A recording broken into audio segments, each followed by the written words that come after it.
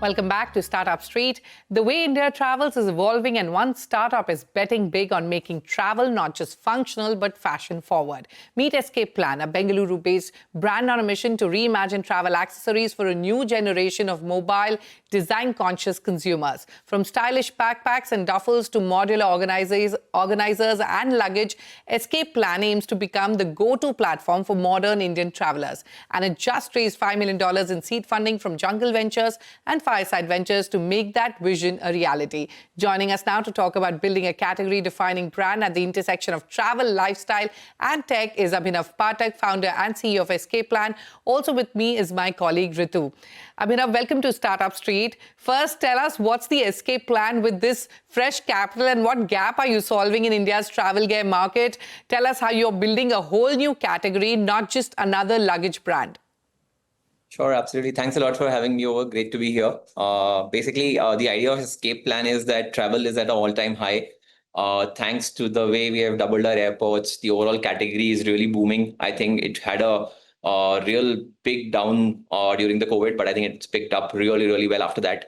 And given all the infrastructure push, all the, inherent push of people to go domestic, go international, and events like Mahakumbh, which are able to gather half the country at one place, I think travel is at an all-time high. Hence, we felt that there's a need to build a platform which focuses on this category and solves for the inherent needs of this category. That was the idea behind Escape Plan. We started with researching and benchmarking to understand what are the unmet gaps of travel as a range of products for people today, and how do we double down and kind of solve for them at scale. That's where we felt we analyzed that a lot of new age brands have come up who are kind of operating in a very traditional sort of a setup on horizontal marketplaces and e-commerce platforms and offline stores. But we felt that this category needs a different kind of focus, primarily due to the inherent complexity of the supply chain. It's a very volumetric category, like, luggages take a lot of space. So it becomes a challenge for traditional e-commerce and quick commerce company to do justice to it. Hence, for all horizontals, it's less than 1% of the revenue. Hence, the kind of focus that the category deserves is not able to be given. And which is where we felt that's a good gap to kind of go and solve for. So Escape Plan will be the go-to place for all things travel. Whether you need something as big as a luggage trolley or something as small as a passport cover or a packing cube or some organizers while you're traveling, Sure. You find all your materials and products there. Well, Abhinav, hi, this is Ritu stepping in. You bring a tech background, interestingly, and your co-founder brings retail expertise. Just give us a sense of how you'll divide roles and what will this tech retail blend really shape the brand that you're building?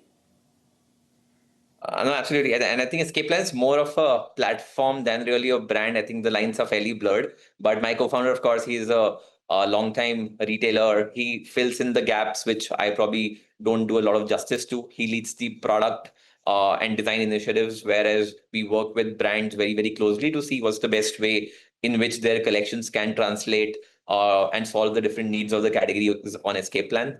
That's largely his forte, and I look at different channels of distribution and how to scale Escape Plan into the largest channel for all things travel.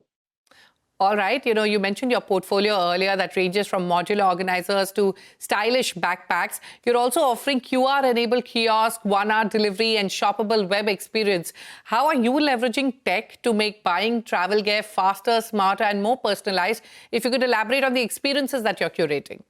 Oh, absolutely. I think some very simple examples there are we very customer plugged in. So we get a lot of insights on what people are liking on social media channels, what are they liking on different marketplaces, different other platforms, online and offline. We kind of parse all of that data to understand what are the new categories that are kind of taking over, right? And unless they become large, they would not get a lot of focus and justice from horizontals. Hence, we get in to pick them up early and do justice to kind of having better travel plan for people, right? Like we break travel across 3-4 different types. One is your regular commute every day from office to work. Second is domestic travel with friends or family. Third is international travel with friends or family. And the fourth is the solo traveler sort of a person. All of those different 4 types of travel need different set of products, different set of categories to be unlocked.